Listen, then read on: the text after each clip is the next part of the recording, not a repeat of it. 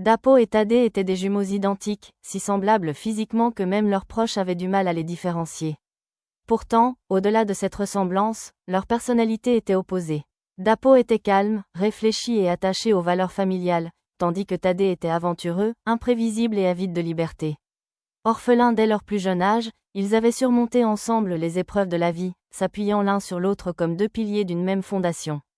À l'âge adulte, Dapo trouva l'amour auprès de Funmi, une femme douce et aimante avec qui il fonda une famille. Leur fille, Juliette, devint la lumière de leur foyer, un rayon de bonheur qui illuminait chaque journée. Mais le destin, impitoyable, frappa leur famille. Un accident tragique brisa leur bonheur, laissant Dapo et Funmi en miettes.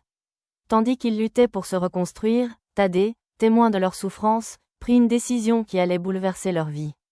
Par amour pour son frère et dans l'espoir de redonner un sens à leur existence, il proposa une solution audacieuse qui remettrait en question les normes traditionnelles de la famille et de l'amour.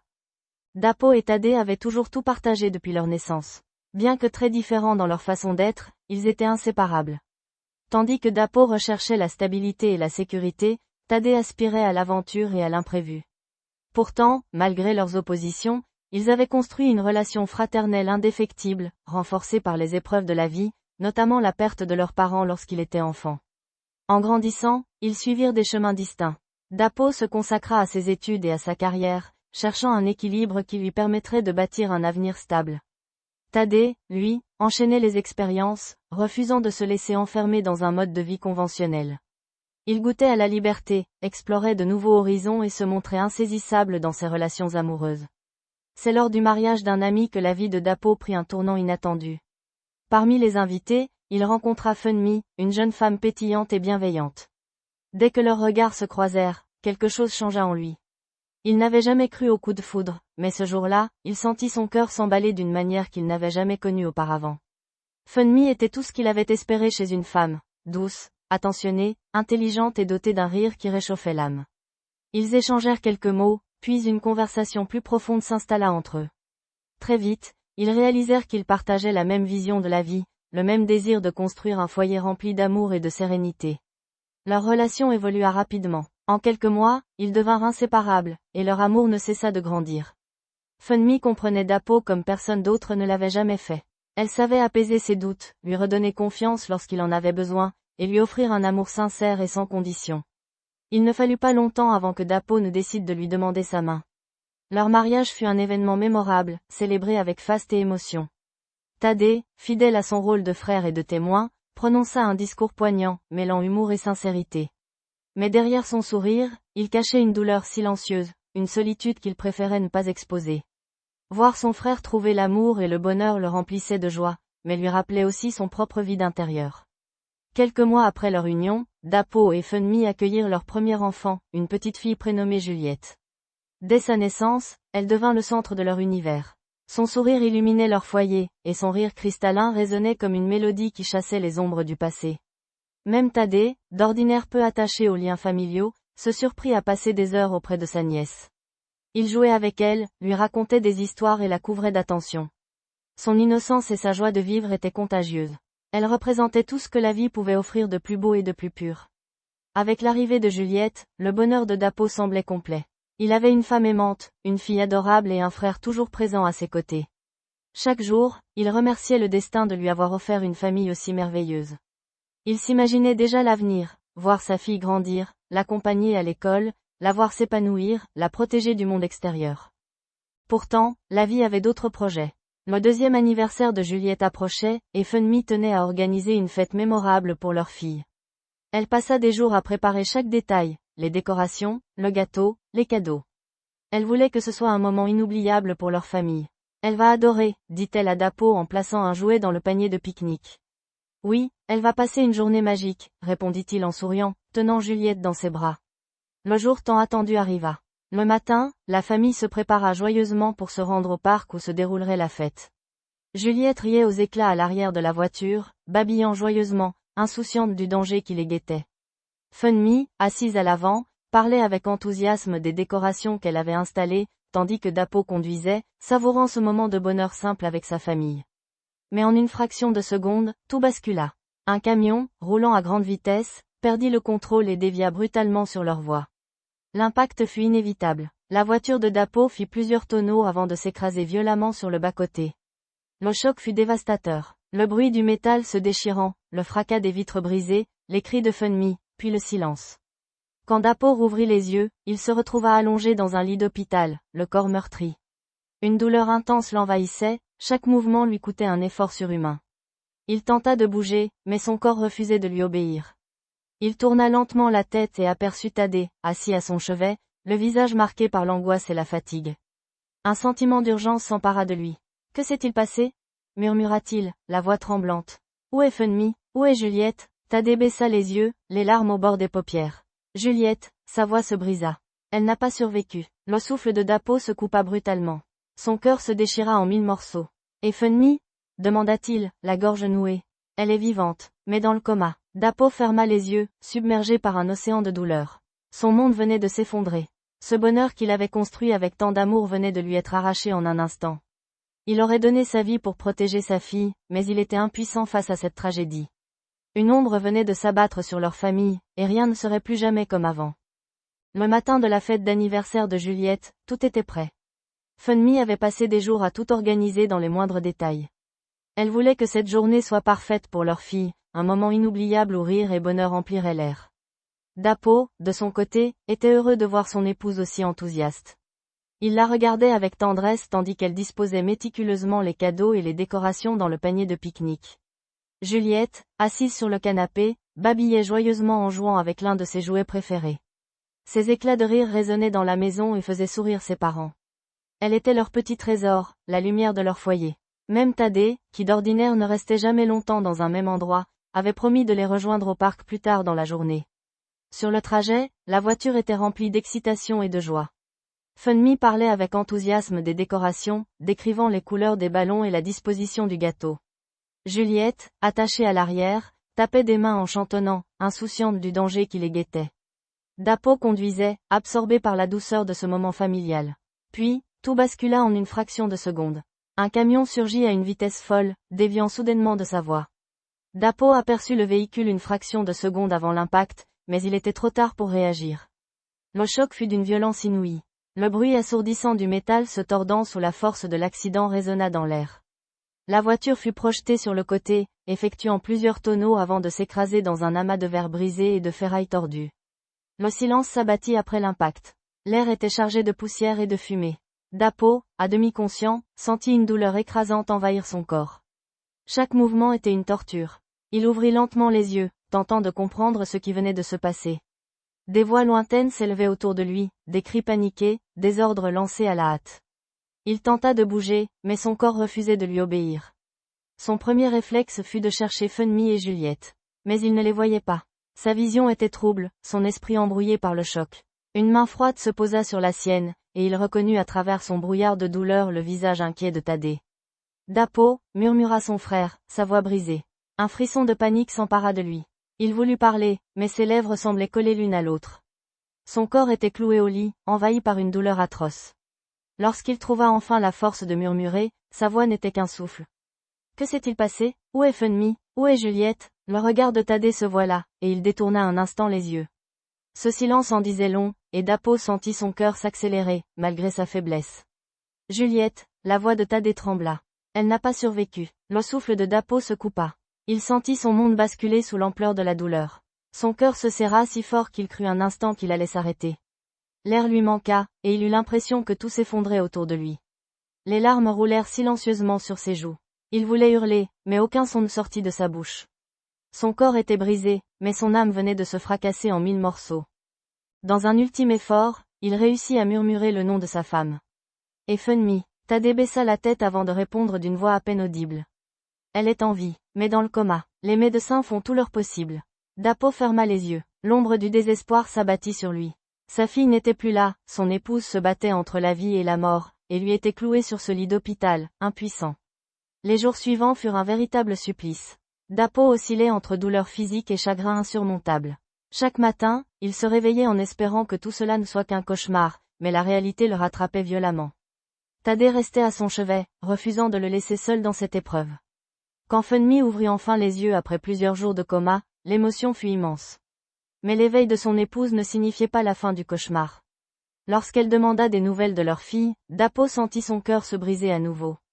Il s'approcha d'elle, lui prit la main et, d'une voix brisée, murmura les mots qu'il aurait voulu ne jamais avoir à prononcer.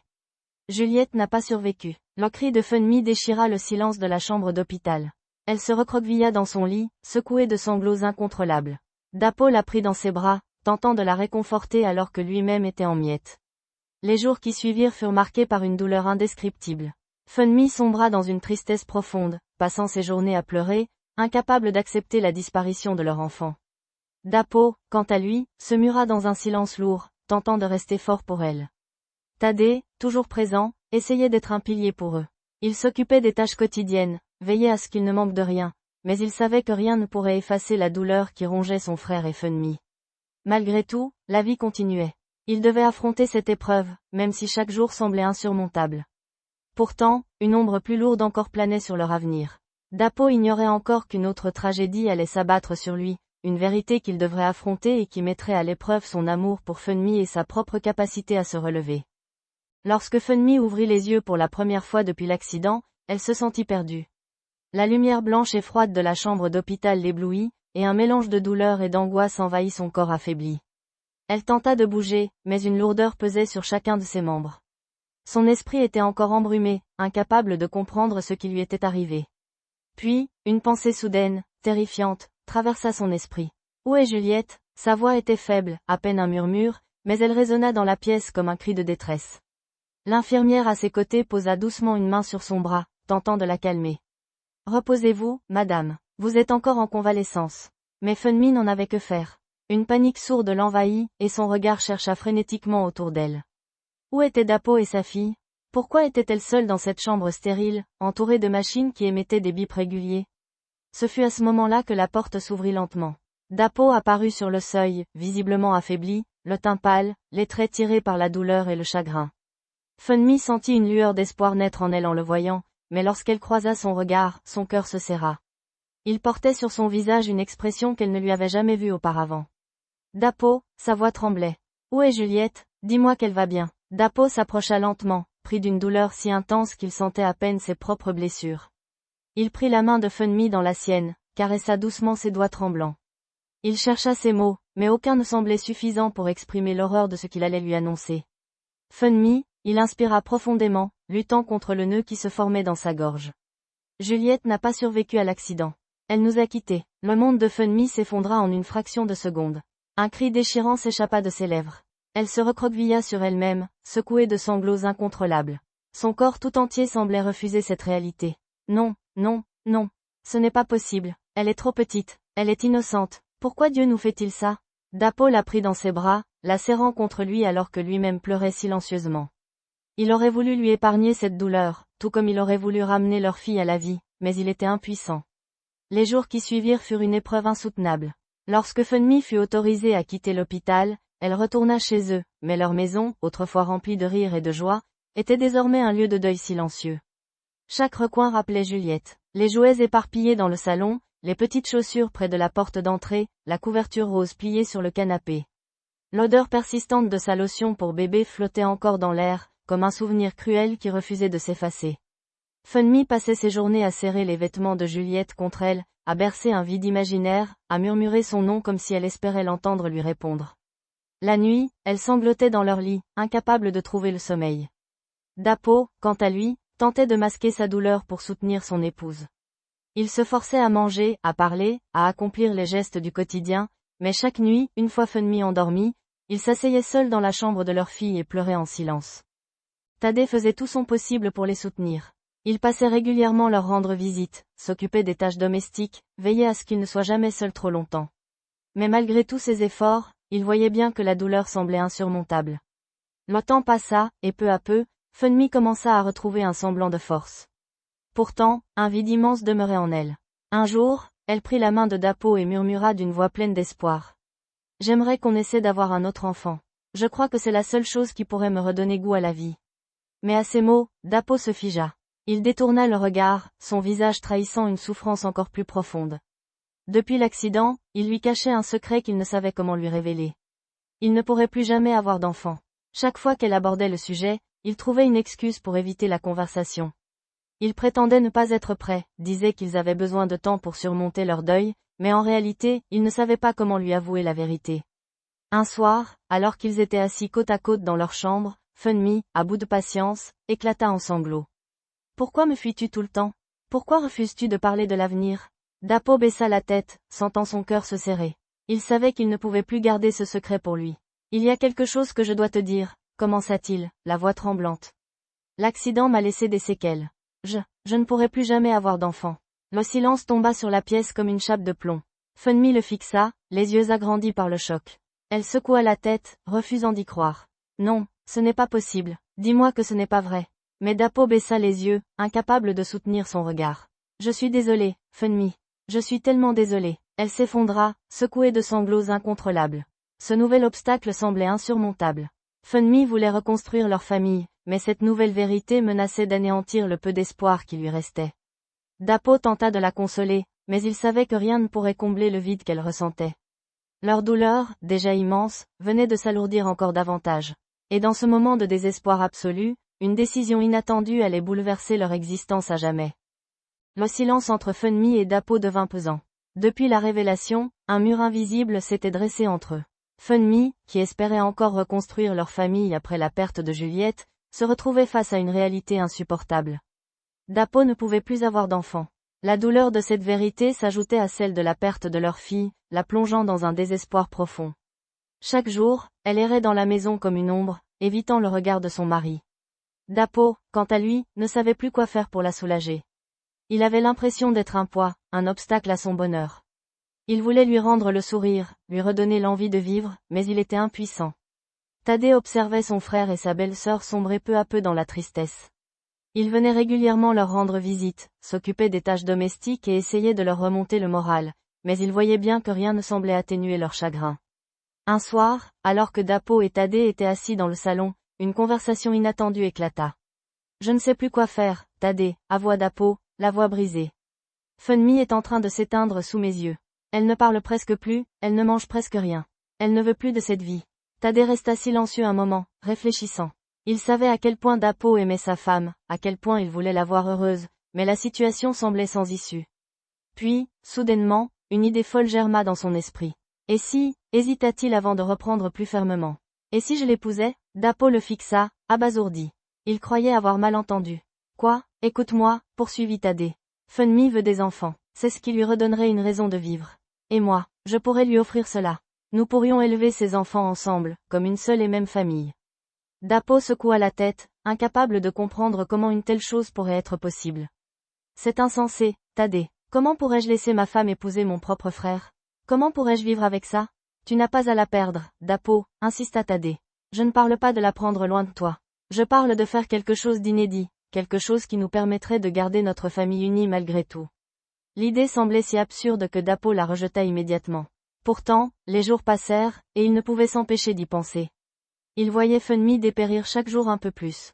Il voyait son regard vide, son sourire éteint, son corps frêle qui semblait refuser de continuer à vivre sans espoir d'un avenir meilleur. Finalement, après des nuits d'insomnie et de réflexion, il décida d'en parler à Funmi. Ce soir-là, elle était assise sur le balcon, le regard perdu dans l'obscurité du ciel nocturne.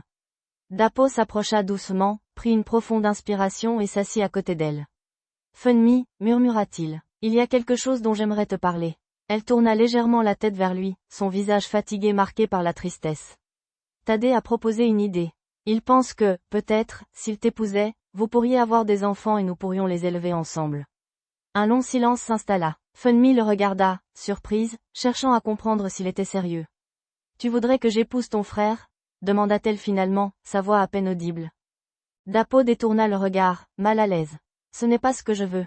Mais je vois à quel point tu souffres, Funmi. Je vois à quel point tu veux retrouver une famille, un foyer rempli de rires d'enfants. Et je ne peux pas te l'offrir. Les larmes roulèrent sur les joues de Funmi. Elle n'avait jamais imaginé une telle proposition, et pourtant, une partie d'elle savait que Dapo avait raison. Elle ne pouvait pas continuer à vivre dans cette douleur éternelle. Elle prit plusieurs jours pour y réfléchir. Elle pesa le pour et le contre, repensant à son amour pour Dapo, à la douleur de leur perte, et à ce que Thaddée proposait. Ce n'était pas une décision facile. Elle savait que cela bouleverserait leur vie, qu'ils seraient jugés par la société, mais au fond d'elle, elle savait aussi qu'elle ne pouvait pas continuer ainsi. Finalement, elle accepta. Le mariage fut discret, une simple cérémonie en présence de quelques proches. Funmi et Tade s'unirent officiellement, mais dans leur cœur, ils savaient que cette union n'était pas une trahison. C'était un sacrifice, un moyen de reconstruire ce qui avait été brisé. Les murmures dans la communauté ne tardèrent pas à se faire entendre. Beaucoup chuchotaient derrière leur dos, traitant Funmi de femme aux deux maris. Mais elle n'écoutait pas. Son seul objectif était de retrouver une famille et de donner naissance aux enfants qu'elle désirait tant. Quelques mois après le mariage, elle tomba enceinte. L'annonce de cette grossesse ramena un semblant de bonheur dans leur foyer. Dapo, malgré ses doutes initiaux, ne pouvait s'empêcher de ressentir de la joie en voyant Funmi sourire à nouveau. Tade, quant à lui, était prêt à assumer son rôle de père. Lorsque les jumeaux, un garçon et une fille, virent le jour, leur maison autrefois silencieuse se remplit à nouveau de rire et de vie. Dapo et Tade s'occupèrent des enfants ensemble, créant une dynamique familiale unique mais fonctionnelle. Ils s'étaient promis que, malgré les conventions sociales, ils resteraient unis. Le regard des autres ne comptait plus. Seule leur famille comptait. Mais malgré ce nouvel équilibre, une question restait en suspens. Était-ce vraiment suffisant pour combler le vide laissé par Juliette? La naissance des jumeaux marqua un tournant décisif dans la vie de Funmi, Dapo et Tade. Après des mois de douleur et d'incertitude, leur foyer retrouvait enfin un semblant de bonheur. Les pleurs des nourrissons résonnaient dans la maison, remplaçant le silence pesant qui s'y était installé depuis la perte de Juliette. Funmi, qui avait longtemps été une ombre d'elle-même, souriait à nouveau, bercée par l'amour qu'elle portait à ses enfants. Dapo et Tade jouaient chacun leur rôle, partageant les responsabilités de la paternité d'une manière peu conventionnelle, mais qui semblait naturelle pour eux. Tandis que Tade assumait officiellement son rôle de père, Dapo était toujours là, veillant sur les petits comme s'il était les siens. La maison, autrefois sombre et marquée par le deuil, retrouvait une chaleur qui semblait depuis longtemps perdue. Les murmures dans la communauté ne s'étaient pas éteints pour autant.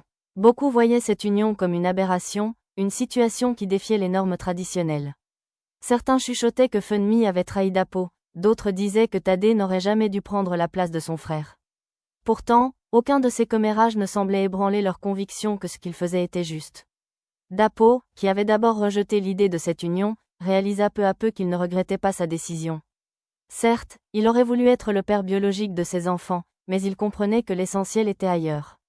Il aimait ses petits, il les protégeait, et il grandissait en l'aimant en retour. Il n'y avait pas de jalousie entre lui et Tade, juste une fraternité renforcée par cette situation hors du commun. Funmi, quant à elle, s'épanouissait pleinement dans son rôle de mère. Si au début, elle avait eu des doutes et des craintes sur sa capacité à aimer de nouveau après la perte de Juliette, elle se rendait compte que son cœur était capable d'abriter tout l'amour du monde pour ses enfants. Il ne remplaçait pas Juliette, mais il lui rappelait qu'elle pouvait encore avancer, qu'elle avait le droit d'être heureuse malgré la tragédie qu'elle avait traversée. Les mois passèrent, puis les années. La famille s'agrandit encore, Funmi donnant naissance à d'autres enfants. Le foyer était désormais rempli de vie, et bien que leur situation ne soit pas traditionnelle, ils formaient une famille soudée, où l'amour et la solidarité primaient sur tout le reste. Avec le temps, les murmures des villageois se transformèrent en admiration. Ceux qui critiquaient autrefois Funmi pour avoir épousé deux frères commencèrent à voir au-delà des conventions sociales. Ils comprirent que cette famille, bien qu'atypique, était fondée sur des valeurs profondes, le respect, l'amour et le sacrifice. Funmi devint une figure de force et de résilience. Elle était une femme qui avait connu la douleur la plus dévastatrice, mais qui avait trouvé un moyen de reconstruire sa vie sans trahir l'amour qu'elle portait à son premier mari. Elle ne vit jamais Tade comme un remplaçant de Dapo, ni son mariage avec lui comme une trahison. Elle le vit comme une seconde chance, un moyen de poursuivre un rêve brisé tout en restant fidèle à son passé. Dapo et Tade, de leur côté, prouvèrent que le lien fraternel pouvait surpasser les obstacles les plus inattendus. Ils n'avaient jamais cessé de se soutenir, et leur relation s'était même renforcée à travers cette épreuve. Le temps guérit les blessures, mais il n'efface pas les souvenirs. Juliette restait présente dans leur cœur, dans chaque sourire de ses frères et sœurs, dans chaque éclat de rire qui résonnait dans la maison. Sa courte vie n'avait pas été vaine, car elle avait été le ciment de cette famille hors du commun. Un jour, alors que les jumeaux jouaient dans le jardin, l'un d'eux leva les yeux vers Funmi et lui demanda : « Maman, pourquoi on a deux papas ? » Elle sourit doucement, s'accroupit à leur hauteur et leur répondit avec tendresse : « Parce que l'amour ne se limite pas aux règles que les gens ont inventées. Parfois, la vie nous prend des choses précieuses, mais elle nous donne aussi des cadeaux inattendus. Vous avez deux papas parce qu'ils vous aiment tous les deux, et c'est tout ce qui compte. » Les enfants acquiescèrent avec un sourire innocent, sans se poser plus de questions. Pour eux, leur famille était normale, car elle était bâtie sur l'amour. Les années passèrent, et malgré les épreuves, la famille resta unie. Les enfants grandirent, bercés par l'amour inconditionnel de leurs parents. La maison, autrefois marquée par le deuil, devint un symbole d'espoir et de reconstruction. Si cette histoire vous a ému et que vous souhaitez en découvrir d'autres tout aussi captivantes, abonnez-vous dès maintenant pour ne rien manquer. Pensez à laisser un j'aime pour soutenir notre travail et partagez vos impressions dans les commentaires. Votre avis nous est précieux et nous serions ravis d'échanger avec vous. N'oubliez pas d'activer la cloche de notification afin d'être informé à chaque nouvelle publication. Et surtout, partagez cette vidéo avec vos proches pour leur faire découvrir ces récits inspirants. Merci pour votre soutien et à très bientôt pour de nouvelles histoires inoubliables.